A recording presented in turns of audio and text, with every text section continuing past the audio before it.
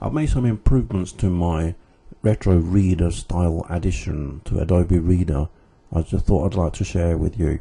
Just make one thing clear, it does not, I'm not sure if this works with Windows 10. It's only for Windows XP and Windows 7, Windows Vista if you use that.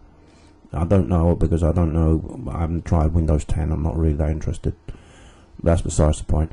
Anyway, I thought I'd give you a taste of it because I thought I'd made some improvements to it. First of all, let's get one thing straight. You've got to have a joystick to do this. It's got to be like a PC game controller joystick, and you've got to have Adobe Reader loaded with some kind of PDF you want to read. That's not something that you just want to skim over quickly like you usually read PDFs. It's got to be something that ideally you want to use a controller to kind of smoothly fly around it and try and get into things that are difficult, like you would sort of like a good text reader, a good book reader, like on your on your, on your reading device, on your iPad or your Android device. It's something along those lines, but trying to do it for Reader, trying to give it like a retro thing. So you got to open the Reader first of all. So I've got my Reader, I've got my thing that I find interesting to get into. My Reader now. I'm going to go full screen with this one. And so my Reader's now full screen. That's it. That's all you have to do is basically set it up. And then the other thing is you just run the program, run the executable. I've actually got mine as a Windows, I'm just going to run it off the Windows Start menu because it's easier. When you have it, you've got to have, maybe you could run it off the Start menu, or you could have a shortcut set for your program with the Start menu. I just happen to run it like this, but basically run the program, and the program does the rest of it for you. It's quite intelligent and understands what is going on and what isn't going on. The main thing is you've got to have Reader open and you've got to have a joystick plugged in. That's the assumptions that it makes. The first screen just takes you through what you actually do to control it. You use one button to turn the crosshair on and off, and you use the right controller to scroll, etc. And the most important thing, Windows Q to quit if you want to get out quickly. Fire 1, continue. Next thing is it tells you about a way to jump to pages. Next thing, it calibrates the Reader. Is the screen moving up or down? If it's yes, moving up, no moving down, so you press 3 because it's not. In this case, it's not moving up. No. Nice and easy. It does most of the hard work thinking for you. Calibrate, just rotate the joystick around and press fire 1. And you're all set. Now, as it said on the instructions, if you use the right button, the right stick, you can actually move the page around. That's the same as before. Then you use the bar turn 1 to start this nice crosshair thing, which you can then kind of get around difficult words or difficult sentences you might have. Like, for example, what's this BPL thing I'm trying to line up there? Then you're going to start your kind of grooving routine, so you press button 3. I'll just move the cursor out of the way for this, and it's setting up the kind of loop that it does that lets you kind of try and groove with a meaning, as it were, which tells you the time as well, so you don't waste too much time while you're trying, got things to do, whatever, grooving along with it. So now this is where the fun kind of kicks in. You start grooving, you start forgetting all about your problems, and you start thinking, right, this is actually quite fun, I'm enjoying this. It tells you the time as well, so you're aware how much time is passing by while you're doing it. And the animation is going on. It's going to be, this is where the improvements I've made come into it. The animation is now not going to be interrupted at all, and the color is not going to change for quite a few scans down the page until it does, and then it will actually change, update. This is the improvements I've made. Only then will the actual animation progress the animation at that point. So in that time you can kind of carry on going as long as you want, reading it or starting the bar, stopping the bar with button 3. It will not progress until it's done it a few times, and then it will change animation as well. And the other thing is the time won't change either, so everything will remain. It will update the time when that color changes, so it kind of makes you aware, oh right, the colors change, everything, animations change, everything's going on at once. So now we've got a nice manic minor animation. That time will not actually update at all until the color changes, so you don't have to worry too much about the time. Just try and get into the meaning of what it is you're trying to understand, and you know, chill out, look at some animations, look out the window, have a sip of your coffee, that kind of thing. Speaking of which, I'm going to have a sip of my coffee now. You know, if you're in a cafe, have a bite of your, you know, biscuit or whatever. Meanwhile, I'm trying to understand what this BPL thing means, which is what the whole thing is trying to make you do. It's trying to make you just get into the meaning of this weird thing you're trying to understand, which is the PDF. And the background color checker pattern sort of changes in the background as well, to just keep you a bit more alert than just kind of like turning into a zombie, like a checker box pattern. And it's reminding you of the time as well, all the time. And animation is perfectly smooth. This is not interrupted at all by anything that's going on, neither is the time. Okay, now it's updated again, so it's 12:49 for Thursday, 16th of June. So it's reminding you again, oh shit, no, I've got to do this and that, right, actually, you know, you've got the arcading animation, and you know, again, it's perfectly uninterrupted. It's on a nice different color background, and it will just carry on animating like that. I'm trying to make each animation as kind of nicely looped as I can. I think I've done a reasonably good job of it. Got about 10 animations in all. I think the blacker one's probably a bit cheap and nasty, but on the whole, they're all pretty decent. And this one is not too bad. It's quite a simple, short, 4-frame animation that's taken from a BBC Micro game, Arcadians, obviously.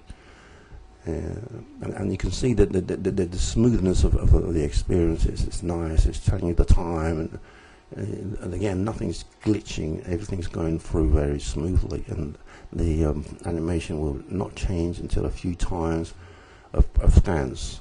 So again, that kind of gives you that space, that time space to think, what is this BPL ampersand F183? I mean, and now we're going for another one again. This is the Scuba Dive animation. Scuba Dive is a Spectrum game, by Jarrell, Mike, whatever his name, I can't remember the fellow. And it's a very, very, very well graphically done game. It's really, really impressive. I mean, I remember at the time I thought this is pushing the limits of what's possible with computer technology when I was a little boy. I mean, the graphics, the smoothness, the pixel by pixel quality of the game was really kind of changing boundaries as far as what I thought was possible. I mean, at the time I thought there was no limits to how good this can be, and it really, you know, it's an interesting thing. It just kind of puts you into your little child when all this was happening at the time. And again, you know, you can just get into your this is a assembly language at F174.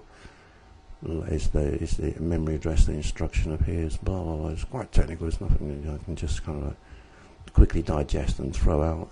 This is just going to take some time getting into it. But this kind of makes that time a bit more. Hopefully, I mean that's the improvement I'm trying to make to it. A bit more manageable, a bit more nice. So both of them. So again, like this is the match day Spectrum game, Spectrum game.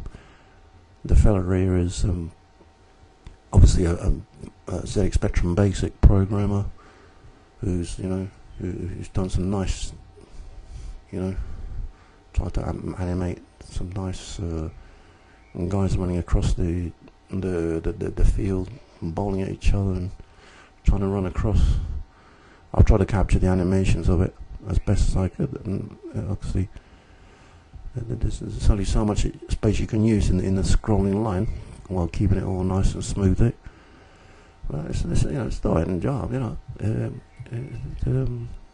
again, the time won't update until the change of colour, until the next kind of progression of colour. I've just made it so it's nice, easy. Don't worry about the time. You just get into your flow, and when it changes colour, hopefully then you will naturally be feeling like progressing anyway. By that time, you'll be like, well, I don't know, I don't understand. So basically, around that time now, it's basically now the Frogger animation, the hopper actually from the PC Micro game now. It's 12:53 on a Thursday, and the colours changed. No, it leaves a bar alone. Basically, that's the improvement. It leaves a bar alone as much as it can, but still trying to be useful.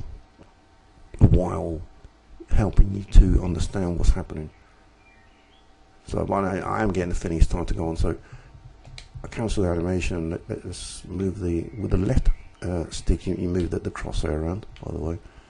So there's another one, JSR. What's all this one about? Or you can switch it off, move to a different section of the file. Let's see, what's this sentence saying? Give me like explanation of some interesting thing or other. What's it trying to tell me? So start with button 3, the scrolling thing again, and it should. I should mention that I don't know if this is a good thing, but when you restart, it just keeps the last time. It's debatable whether it's a good thing or not. Maybe it's not a good thing, maybe it is. It keeps the last time until it progresses. So at that point, once you restarted it, it will update to the right time. At the moment, it's just saying the last time taken was at 12:53. That's the last time I was going to say. If you've gone to the toilet, or if you've gone and made yourself a cup of coffee, you know, it gives you like a grace period in which you can forget about it, and then you can sort of see. It makes you able to realise how long have I spent, you know, in the toilet or in making myself a cup of coffee. You know, it just keeps an overall reality check on you, because you can see I spent a minute just chatting. In that case, it could be loud. It could be later. It could be 12:56. In which case, I might have done something else. I might have been away from the joystick and the keyboard for longer than that. And why did I spend so long? What am I spending my time on? Again, you know, it just kind of gives it a reality check of what's going on. The time is like 12:54 now, because each time the color changes, it has got to the right time. So when you restart it, it will be wrong, but when the color changes, it will be updated. So it's nice and easy to kind of see. One interesting point is existence table. It has a single byte. Has something with a single byte. It's existence of this table it keeps going on about. That's 2A1. It has a single byte. So meanwhile, I'm getting killed there. Oh, it's a slight glitch though. I think the grey colour is a bit out of date. I just introduced the grey colour. I'm going to have to correct that grey colour. I think, to be fair, it'd be pretty hard to see it with a grey colour. I may have to take out the grey colour altogether, actually. I'm going to have to make a quick change before I do finally get the final version, because grey doesn't really work. With the 8-bit colour schemes, does it very well.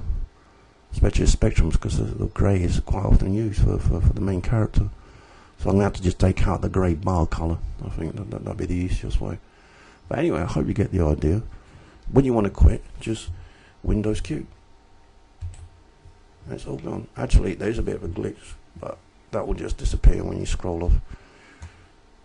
Oh well, nothing's perfect. But that's nothing. That won't affect anything. It's just as soon as you refresh the display, it'll be alright.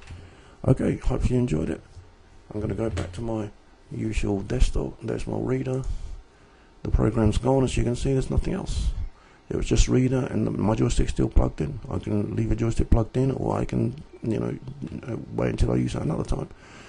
Thank you very much for watching.